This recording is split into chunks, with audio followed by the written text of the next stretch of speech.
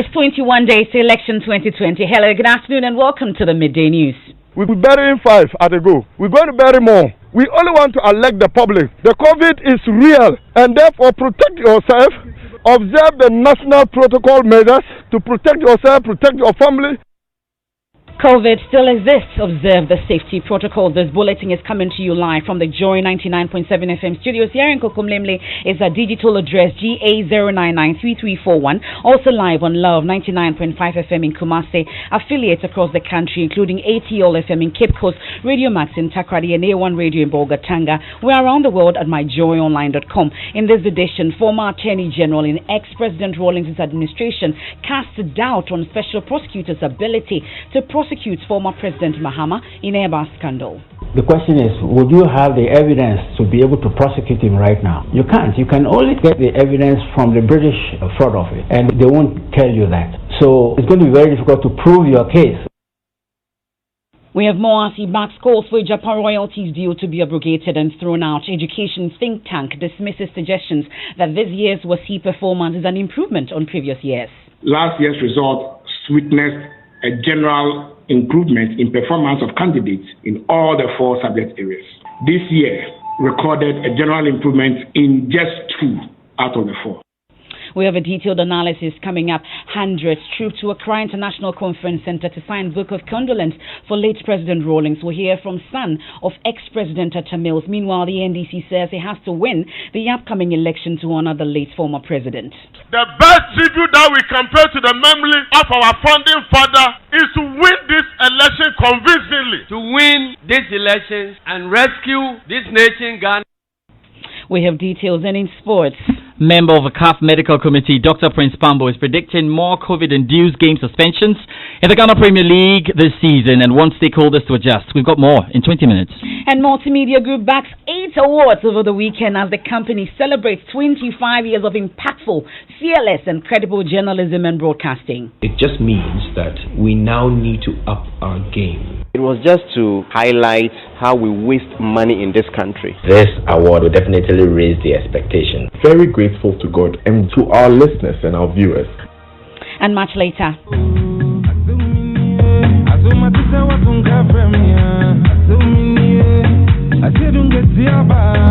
I'll tell you all about the remix of Bisake. There's a still song that's been used as a soundtrack in Netflix 2020 Christmas movie Jingle Jangle. That and more here on the Midday News with me, Emefa Apawu. You definitely want to stay for details.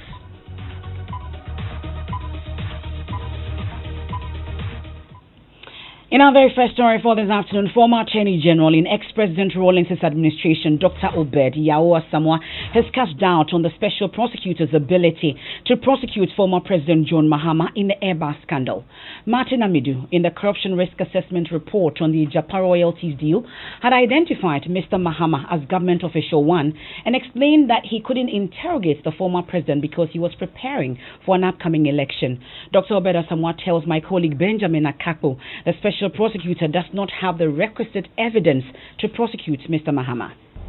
There isn't any specific mention of him, of John Mahama. Although if you read the report and all that, it's kind of points at him. But in any case, that whole project was under the NDC government. And somebody within the NDC government was responsible for getting that money. So, I mean, there's no way NDC can escape responsibility, for it. So there's no extricating the NDC from No. I can't see how they can extricate themselves from that. One thorny matter that has come up, and if Mr. Special Prosecutor, and he's called prosecutor for a reason, if he has enough grounds to believe that the former president is Government Official 1, which would put him in a compromising situation, then the time is now, even before the elections, to follow the legal processes. But he has also said that it's a national security situation, and he feels he should allow the elections to go on. But what if the people of Ghana elect John Dramani Mahama to become president again? Is the Special Prosecutor now going to prosecute him, so to speak? What should be done before? Now, I want to take legal mind on this one. Yeah, but see, that is the thing. I have not concluded positively that it is John Mahama. But if he were, if he were, the question is, would you have the evidence to be able to prosecute him right now? You can't. You can only get the evidence from the British fraud office, and they will not be able to. They won't tell you that. You see, so it's going to be very difficult to prove your case, and that I think is the problem of Martin. I'm quite sure that if he had the evidence to prove his case, he would take action. So you feel he doesn't have the evidence? He doesn't. To get the evidence, you have to get it from the British, and they won't give it to you. Mr. Obed Asamoah in that interview has also been touching on other issues, including the Japa royalties deal. He describes it as obscene and is backing calls for it to be abrogated and thrown out. It should be abrogated and thrown out. I mean, really, this is one of the most obscene acts. I mean, the process, the people who were put on the board, the incentives that were given to people for the role that they played, and then the whole idea, the economic aspects of it. I mean, after all, you were going to get about $120 million yearly from your minerals. Now, you've just somehow put all that together and, put it out somewhere for so many years. You would have been better off taking the $120 million every year. Dr. Obed Asamoah is a former Attorney General in ex-President Rawlings' administration, interacting there with my colleague Benjamin Akakpo. Now, anti-graft campaigners have challenged the Akufo-Addo administration to resource the Special Prosecutor's Office following Martin Amidu's complaint that cases being investigated are unduly delayed because investigators appear compromised. The complaint comes after Mr. Amidu was criticized for his delay in investigating the contracts for scale scandal involving former PPA boss Ejenim Boateng. The dismissed PPA boss in a recent interview describes the Shraj report, which indicted him as full of aspersions, interferences and assumptions. The report is in front of me. They were just casting aspersions, assumptions and all manner of things. And near manner 188 pages, and I'm telling you that a repetition of the things we have written to them. The things in the 188-page report are a repetition of the things we wrote to them and they wrote to us. That's all the things they are turning around. Shraj is playing a dual role. You are an investigator and at the same time you are an adjudicator. But investigation and adjudication are two different things. Your investigation must end somewhere so that you bring your report for one adjudication body to take over. And then you give the other person the chance to defend and challenge or accept certain evidence you used.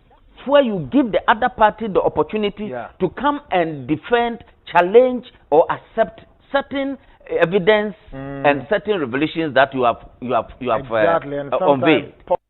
That's the former PPA boss Ejenim Boateng. Well, Mr. Amidu has been lamenting about the investigation process. Winston Amwa has details of Mr. Amidu's latest statement on the matter.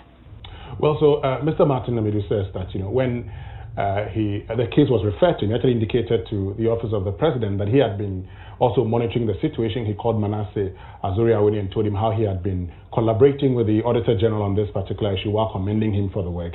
And so, together with team from the Audit Service and the head of investigations at the Office of the Special Prosecutor and those in charge of the case, they were supposed to work on this particular issue. Now, according to the Special Prosecutor's statement on this, when the staff of the Audit Service met his team, including the head of investigations, they decided not to engage them further. They said they were not going to be part of the investigations again. So he was worried and he asked why. And they said, well, according to the Auditor General, his team said they were not going to, work with these persons again.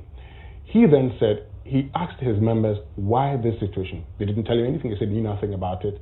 And then he impressed upon the Auditor General months later. But I'll come back to that because he says, he became suspicious of the activities of these persons because they went to the office of Mr. Ejenim Boateng, also went to that of Francis Ahin, and went to his home. In all of this, they spent about an hour and came back with nothing.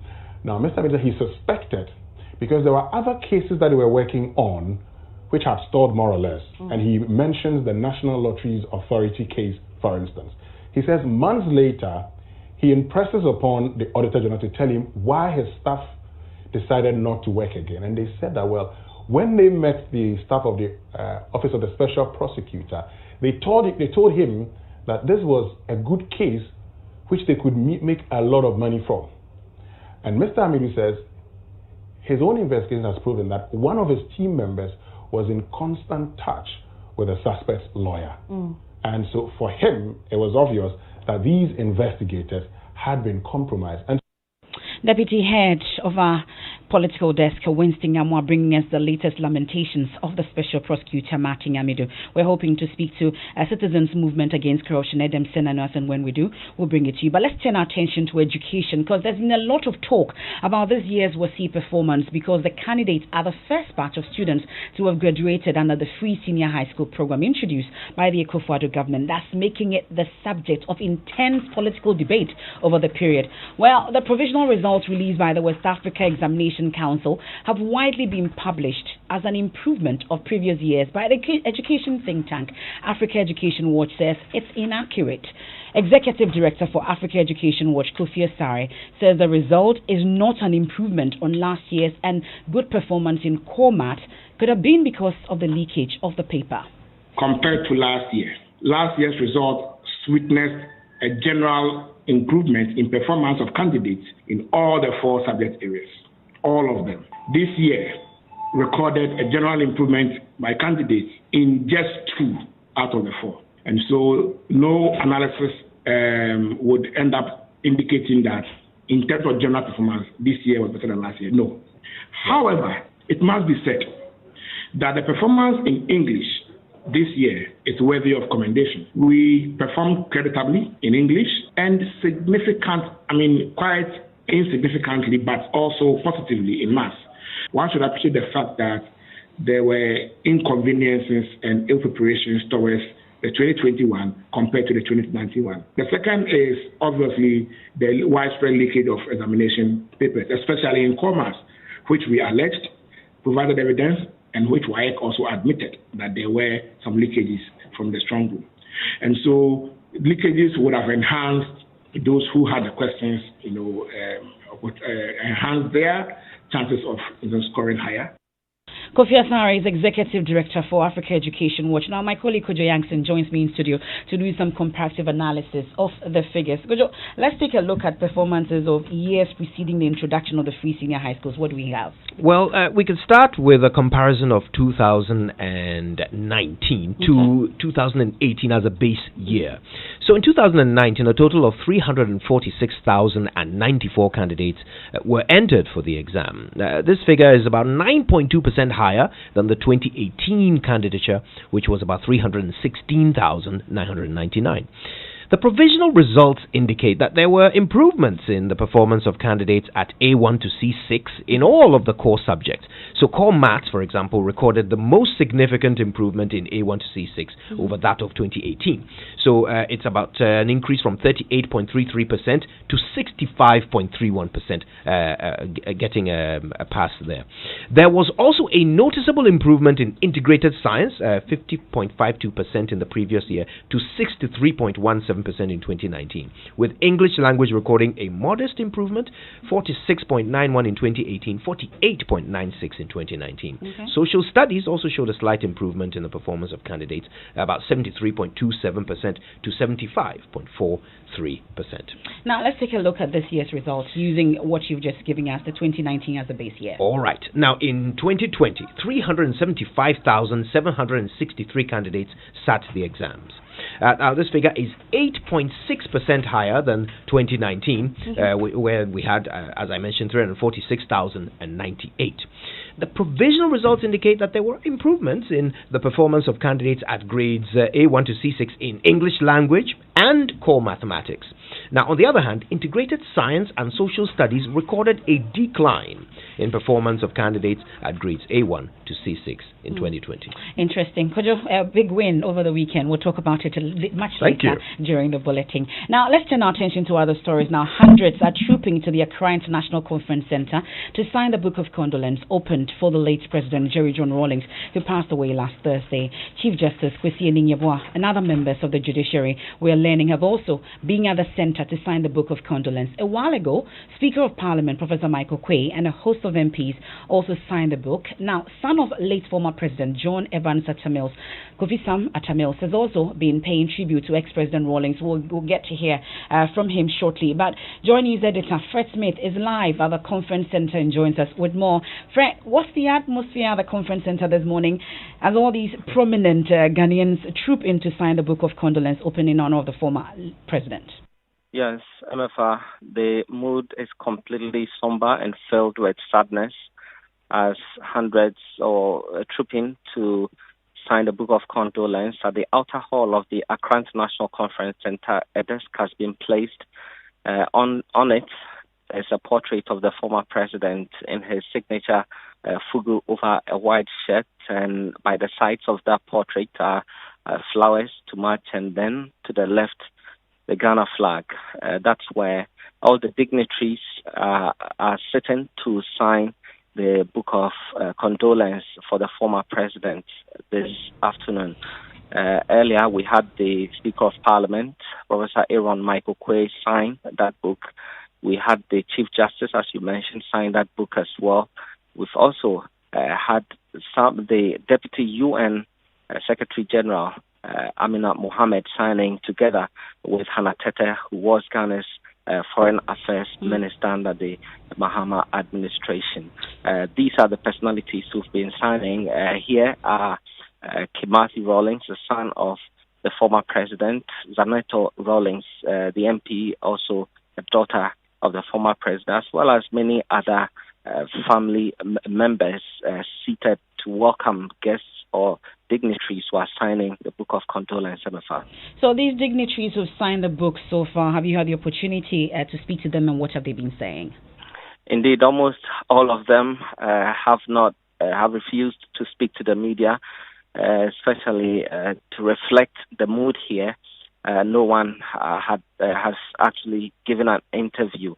But the son of the former president, John Evans Atta Mills, who also came here, gave some brief words to the media, even though he didn't want to say too much, expressing his sadness over the demise of former President Jerry Rawlings.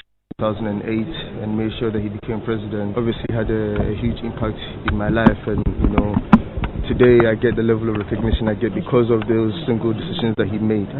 So for me, I'm extremely grateful. I met him just a few weeks before he passed away, and he extended me that opportunity to meet him, and we had a very good discussion. So for me, I'm very sad, but I'm also grateful. He played a huge role in my life, and I can't deny that. That's Kofi Sam Atta Mills, son of the late former President John Evans Atta Mills, there interacting with Joy News editor Fred Smith at the Accra International Conference Center. Meanwhile, President Akufo-Addo is continuing his advocacy for the University of Development Studies to be renamed after the former President Jerry John Rawlings for his immense role in the establishment of the school. Now, he said even though the late former president had declined the honor when it was suggested to him, he believes that the university should be named after the late former president. Listen to the president's address at a graduation ceremony on UDS campus in Tamale over the weekend. The energy and immense amount of work undertaken by President Rawlings and his government resulted in the establishment of this university. History tells us that he uses prize money of $50,000 United States dollars from the World Food Prize as seed money to help in the establishment of UDS. In 2017, I indicated to him, through the Minister for Education, and with the knowledge of the University's board chair, Mr. Lutifafa Kohenia, my decision to name this university after him, in recognition of his personal contribution and that of his government toward the setting up of UDS. Indeed, that decision featured in the draft Public Universities Bill that was to be sent to Parliament. He respectfully declined the honor and offer because of his principle not to have national monuments and facilities named after him. Notwithstanding these sentiments, And with all due respect to him, it is my strong belief, which I am sure has the backing of the great majority of Ghanaians, that such an honor should be accorded him. But NDC flag bearer John Dramani Mahama says the former president did not want any national monument named after him. He recounts when his government wanted to name an FPSO after him, but the late former president rejected the offer. He spoke at a vigil organized in former President Rawlings' honor last night. We wrote to him as president, and cabinet had decided that the FPSOs that we use on our oil fields should be named after ex-presidents. And so the first one was named after Kwame Nkrumah, FPSO Kwame Nkrumah and the Jubilee Field. The next one was named posthumously after President John Evans Atta Mills. And then there was the third one for the Sankofa Field. And the manufacturers were pressing us for a name, E&I. I got them to write a letter to him, very imposing letter. And he wrote back to us and he says, he declined for the FPSO to be named after him. He says you can name it after any of our chiefs, our great chiefs, and he gave examples of those chiefs, Bewa, Jakpa, Prempe, and several others.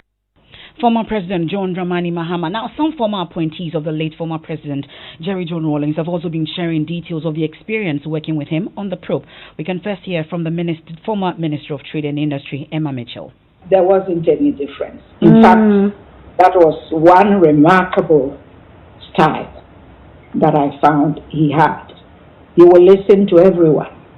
He didn't profess that he knew it all. And he would listen to everybody. He would listen to, any opinion, any advice. And then in the end, he will come out with his own opinion. But he never forced his opinion on anyone. It was very, very remarkable. Now, Professor Efwa Sadadan-Adi, who served as the Deputy Secretary of Education under the PNDC administration, noted the ideals of probity and accountability were very dear to the late former president's heart. According to her, that's what pushed her to work with him. I think I would say that I found that the ideals that the revolution stood for were ideals that I could live with. Okay. They were, the ideals of probity, accountability, the ideals of social justice. And a lot of my friends and colleagues were actually part of the, if you like, the intellectual and ideological backbone of the revolution. So I was actually keeping up with it.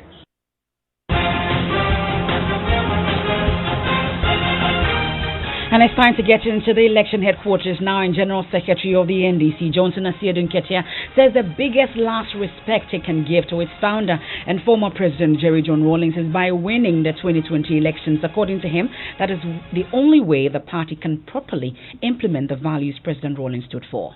The principles are good, but they remain impotent without our power to implement them. So if you are in opposition, you may have the best of ideas, but you cannot implement them. You can only be reciting them. So the best tribute we can pay to the memory of our founder is to accomplish the rescue mission.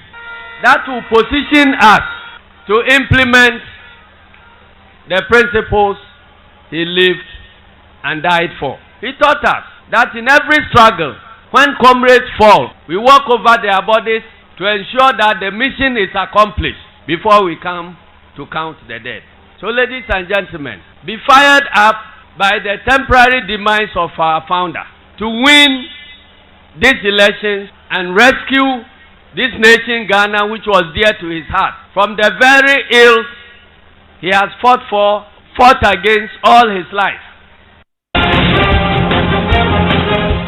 That's the General Secretary of the NDC, Johnson Asiedun Ketia. That call was also made by the chairman of the party. This is the Midday News. You're on Jory 99.7 FM.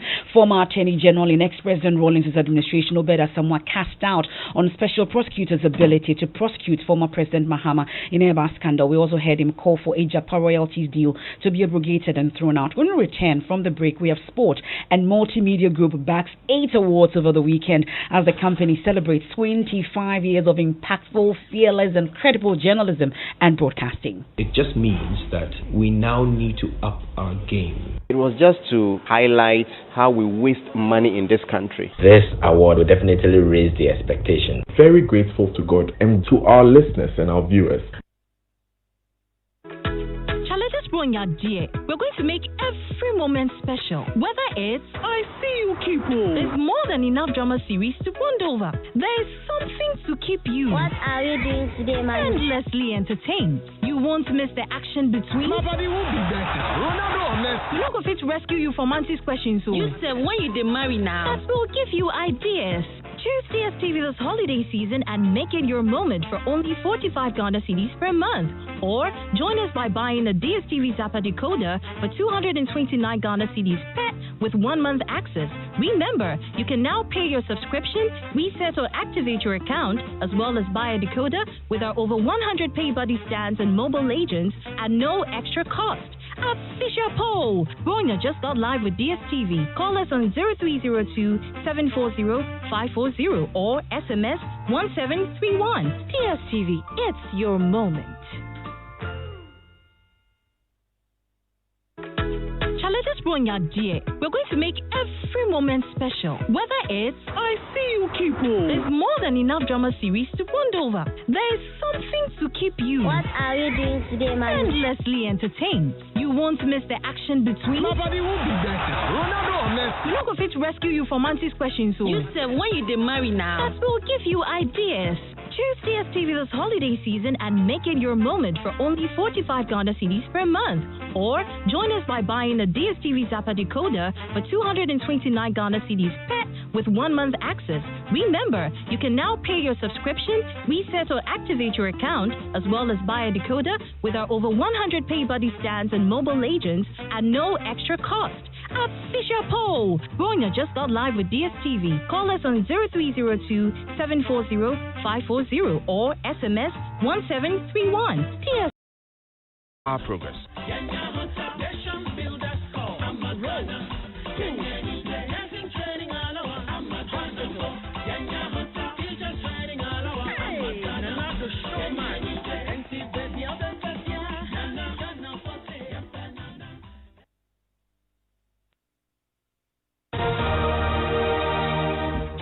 Thanks for staying with us. Time for sports, George. Let's do the sport right now because member of the CAF Medical Committee, Dr. Prince Pambo, is advising stakeholders of the Ghana Premier League to prepare for more shocks and suspension of games as the new season wears on. Now, the season opener between the Aduana Stars and Hearts of Oak was postponed indefinitely, with a fixture involving Liberty Professionals and Bechim United as well moved to this afternoon because of lack of COVID-19 clearance. Let's now hear from Dr. Prince Pambo, who says there are difficult times ahead. We are starting with cancelling or postponing a game. And it's going to be the norm. Once we are going to start and we are all bent on starting and doing it, we should build into the fixtures. That's your sport. Thank you very much, George. And that's how we end this bulletin. But of course, your credible news source, the Multimedia Group, last weekend bagged 8 awards, including Media Organization of the Year and Best Journalist in West Africa. Hannah Odame has more of our wins in this report. I am Emefa Apawu. There's more news when you log on to myjoyonline.com. After that, we have Living Word with Pastor Menso Tabil. At the 31st CIMG National Marketing Performance Award of the year 2019. The Super Morning Show emerged, the radio program of the year, and the company's website, myjoyonline.com, received the Digital Media of the Year and New Media Campaign Awards. Former and current Super Morning Show hosts Daniel Dazi and Kojo Yankson speak about the impact this will have on their work. It just means that we now need to up our game. Very grateful to God and to our listeners and our viewers, and we hope you'll be with us as the years go on. CEO of the Ghana Tourism Authority, Akwesi Ajuman, was adjudged the Marketing Man of the Year. A Marketing Woman of the Year went to Group CEO of Hollard, Patience Achianu. Freelance investigative journalist Manasseh Azure Awine is the Wameka 2019 Best Journalist for West Africa. His investigative documentary titled Grounded Wheels was also adjudged the best report in the anti-corruption category. It was just to highlight how we waste money in this country, whilst also drawing attention to some of the very basic needs. 3 other finalists from Ghana are Solomon Jojo Kobna and Beryl Ernestina Richter of Joy News. The other was TV3's Adjoa Adobia Owusu. Beryl talks about her documentary Cerebral Palsy. I have gained this back nominations, and I think it's as a result of hard work. For Jojo Kobna, his work, Dear Nanado, tracking promises of provision of potable water, is a testament that accountability in governance is possible. Definitely, this motivates me to do so much more. Investigative journalist Kwete Nate's documentary titled Missing Kilos won him the Journalist of the Year at the Ghana Cocoa Awards. Ernest Sarkodie picked the National Best Cocoa Farmer, while Cadbury Richoko picked the Beverage of the Year. This award will definitely raise the expectation. So what we will do is to work hard and champion the voice of poor cocoa farmers. Annabella Ohinijan, who is interning with Joy News, also won the Student Journalist of the Year at the National Communications Awards. When you want it, just Momo it. When you tire for the long queue in the supermarket, just Momo it. And when you really want that beautiful new blouse too, just Momo it. And when you won't get that, when you go get fresh to impress you know who, just Momo it. And when you need to pay that your utility bill and domestic staff set, just Momo it. And when you want send love to the family for back home, just Momo it. So many ways there. When you go feel use your MTN Momo wallet, make payment with scan to pay. When you go use the QR code, or you go feel use the merchant ID or on bank POS terminal. You go feel also transfer money between mobile money wallet and bank account, all on MTN Momo. Enjoy real convenience in all your financial transactions and live life the brighter way with MTN Momo. We are good together. Just Momo it. We're there for you everywhere you go. Business, like the world, evolves every day, from the tangible to the digital, from the farm to the stock market, from ideas to legacies. This is Business Connect.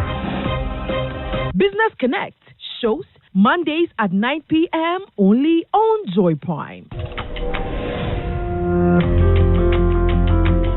Joy Prime, real entertainment.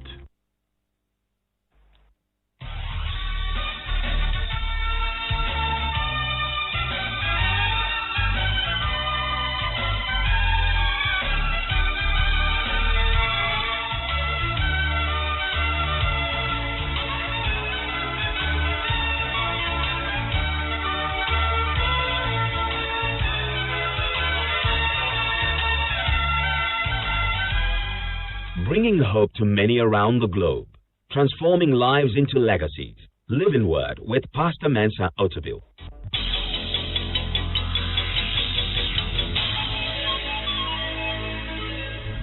And now, today's word. By practice, in the days of Abraham, if you went to war and you took spoil, it belonged to you. So really, Abraham could claim that not only the people, but also the goods were his because he risked his life to rescue them. But he didn't take advantage of the situation. He didn't actually go to war because he wanted property. He went to war because he wanted his nephew free. And so we see a huge difference between Lot and Abraham. Different value systems. So let's look at Abraham's choice. He said a few things. He says, I have raised my hand to the Lord. What does that mean? Abraham lived his life on the pledge of integrity before God. Abraham's understanding of what God expected from him shaped his values. I have pledged before God. I don't just live my life anyhow. I don't just follow the crowd. I do what God wants me to do. So, Mr. President of Sodom, your offer is impressive, But you're not the one I deal with. I deal with the one whom I have raised my hands to. Definitely, that will limit his options. It means that Abraham has chosen a life that excluded so many things and so many people from his life. I've raised my hands before God. It's a very narrow life. The options are limited for him. And this big breakthrough, he can't take it because he says, I've raised my hand to God. Are there opportunities in your life that you can say, I've raised my hand to God, so I'm not going to do this? I've raised my hand to God, I'm not going to do that. It looks nice, it sounds good, it smells good, but I've raised my hand to God. And that's where we have to get to.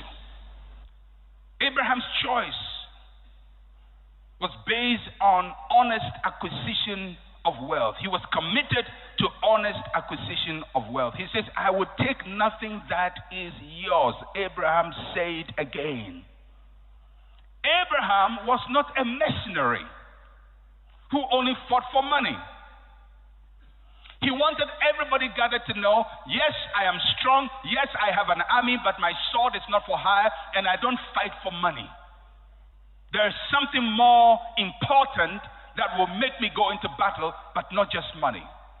And not just because I want to get what you have. Abraham did not have a sense of entitlement. Many of us live life with a sense of entitlement. We seize people's property, we take it. One of the biggest challenges we have in Ghana and many countries like Ghana is petty thievery. Petty thievery. Petty thieves. At home, you get a house help, they're going to steal from you. At work, they steal from you.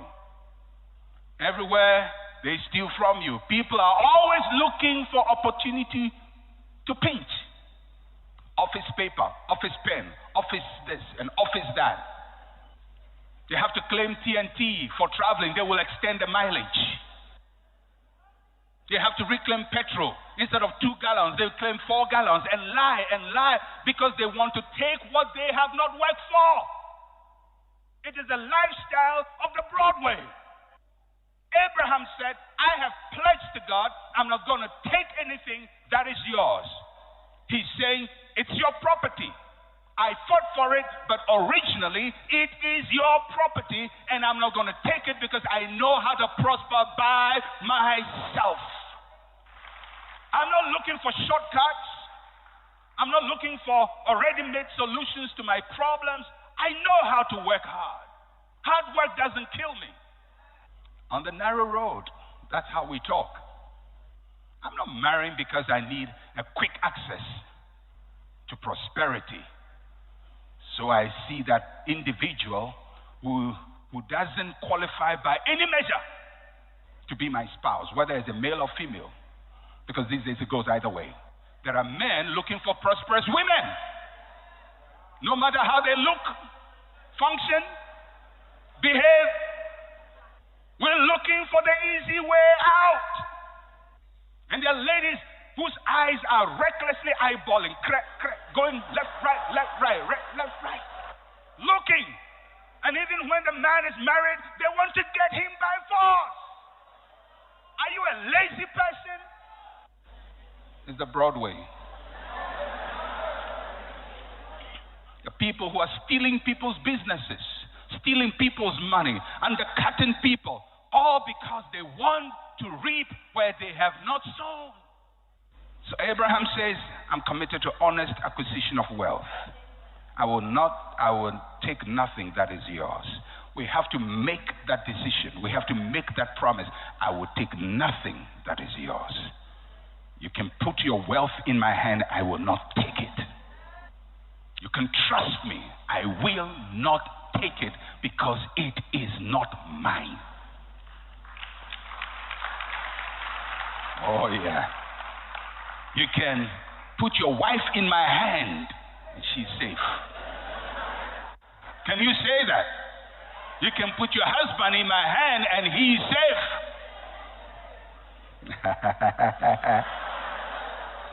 All right. Abraham was determined to make God the source of his success. He says, the reason I'm not going to take it from you is because one day you are going to say, I have made Abraham rich. But really, God is the one who called me from my father's house and brought me this far. He says, you bless me. And if God says he's going to bless me, he's going to bless me. And I'm not going to give you the place of God in my life. You're not going to be my source of supply. You're not going to be my Lord and my God. You know, there are many of us who have made other people our gods. So, Abraham, Lot, the broad and the narrow. We see how it ended with Lot. He gets caught in a battle, he's delivered, and he goes back to the same city. Because one of the things I have come to realize, when people choose a gate, they don't come out of it easily. They stay. They get disappointed with their get-rich-quick schemes. But the next one will catch them. The next one will catch them. The next one will catch them because they are attracted to the wide door. And Jesus says many of us are on it.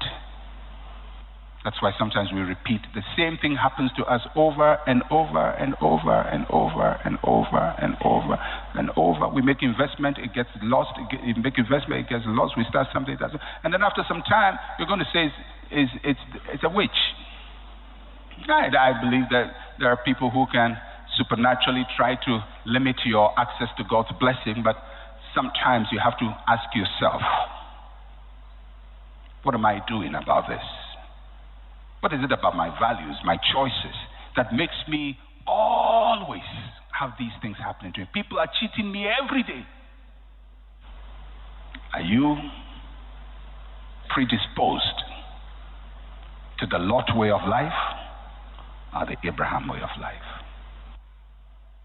Whether you're going to take an exam, you're going to invest in business, you're making a friend, all of these decisions and choices you have to make are going to be governed by which gate you choose to enter in.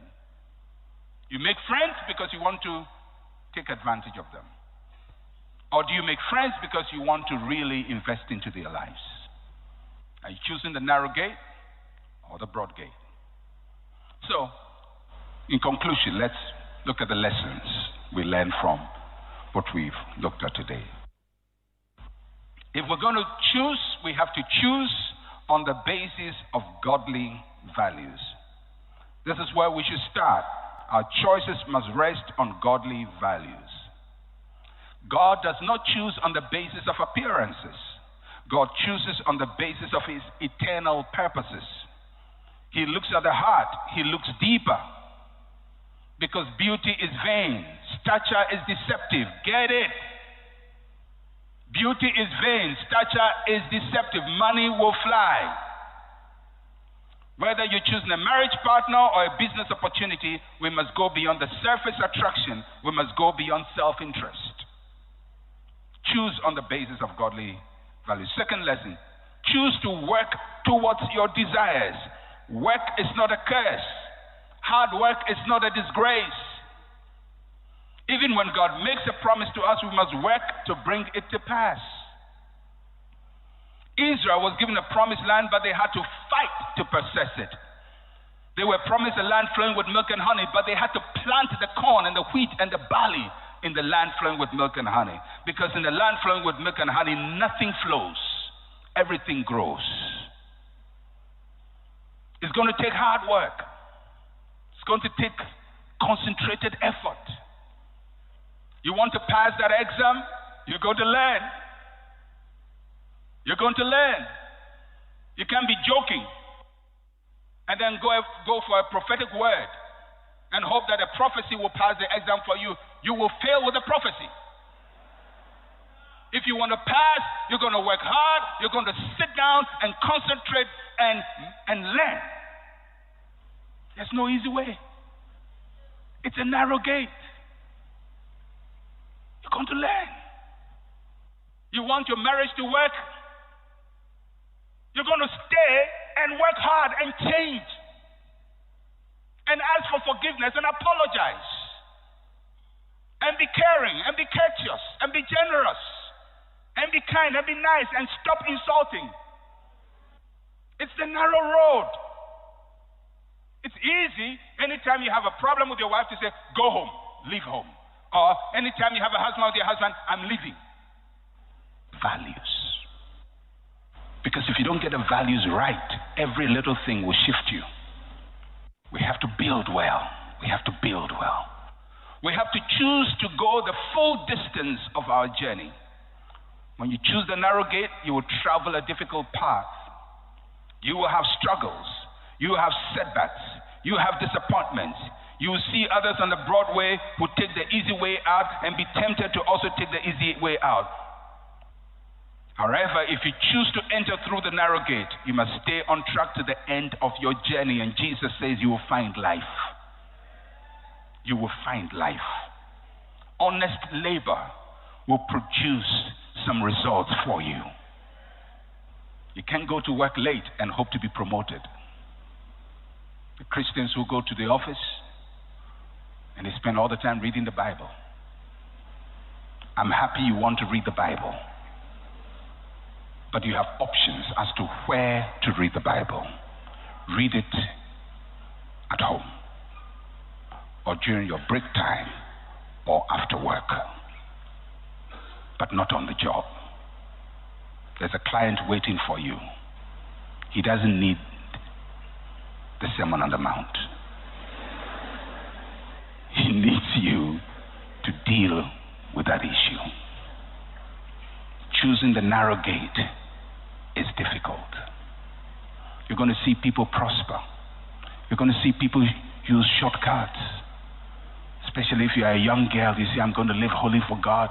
And you see your friends sleeping with men. And now they have a car. And now they have a little house somewhere. And you look at your life and you say, I'm wasting my life. No, you're not wasting your life. One of these days, you're going to see that the broad way never ends well. Never ends well. Just stay on track. Don't just say, I'm going to live holy and not dress well. Live holy, dress well. You know, it's a package. It's a package. All right. Okay.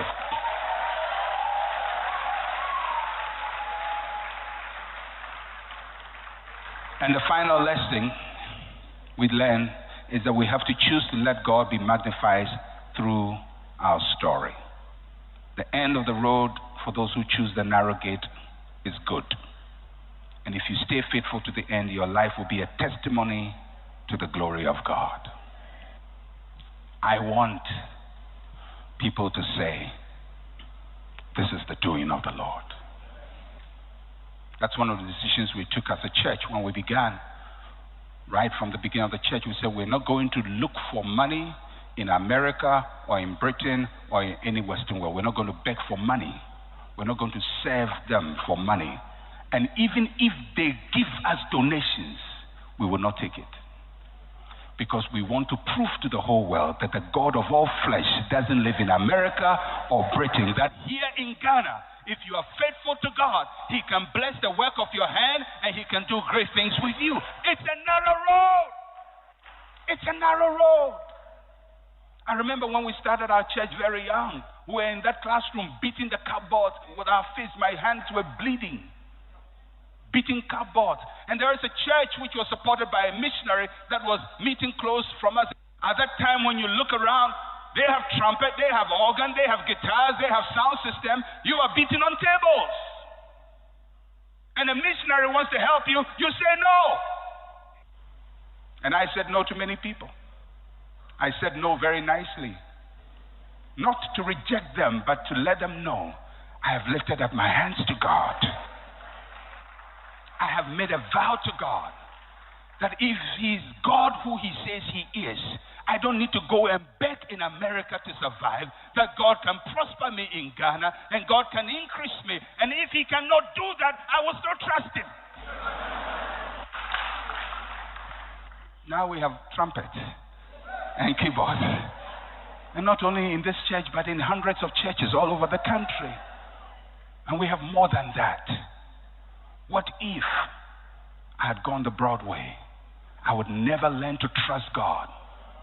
That the God I serve can give me a trumpet and a guitar and can give me the wisdom to build a church, to set up a university with no foreign funds.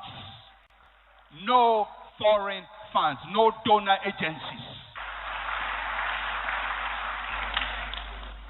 Which way are you going to choose? But I'm here just to let you know, when we talk about Abraham, not only did he stay in Canaan, but God blessed him beyond Lot. Lot left Sodom empty-handed. Abraham transferred wealth to his children, to his children's children, to generations after him.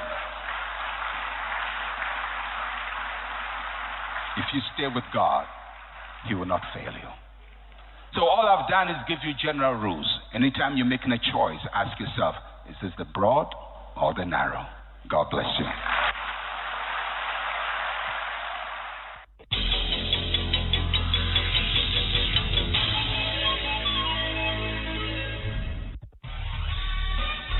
Thank you for listening to Living Word. To interact with Pastor Mensa Otabil, like his page on Facebook. Follow him on Twitter @Mensa Otabil. Email otabil@centralgospel.com or call +233 302 688 000.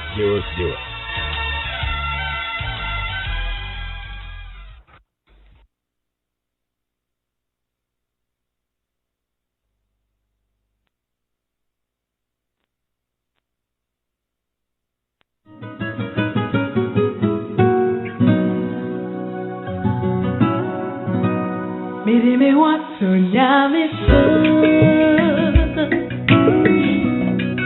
Ama meni mwati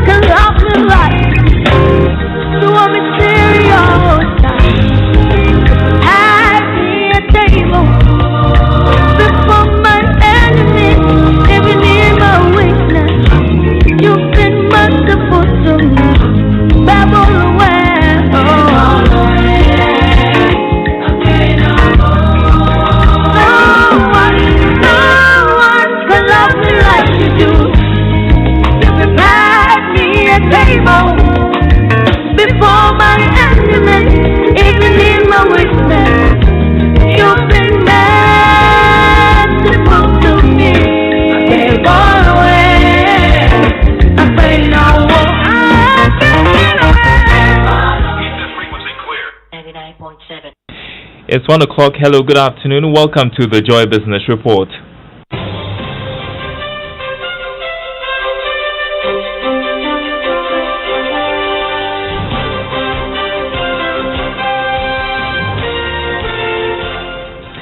And coming up this afternoon, Governor of the Bank of Ghana hints of a possible unchanged policy rate when the MPC makes the announcement next Monday. We have details also. Auditing firm Deloitte cautions implementation of government's CARES program may not yield expected results. We hear from the auditing firm as it reviews 2021 first quarter estimates presented by the Finance Minister, and MTN yet to decide on giving existing shareholders opportunity to partake in sale of 12.5% shares. Details right here, right now on the Joy Business Report.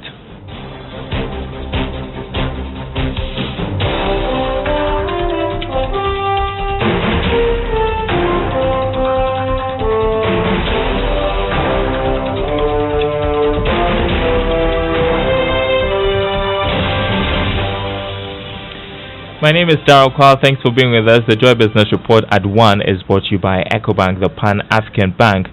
Governor of the Bank of Ghana, Dr. Ernest Addison, has hinted of a possible maintenance of the policy rate, the rate at which banks borrow from the Bank of Ghana. The base lending rate presently stands at 14.5%. Responding to a call by the Association of Ghana Industries to reduce the policy rate, Dr. Addison urged industry players to stay calm as the monetary policy rate will respond according to fiscal measures implemented to deal with the economic challenges.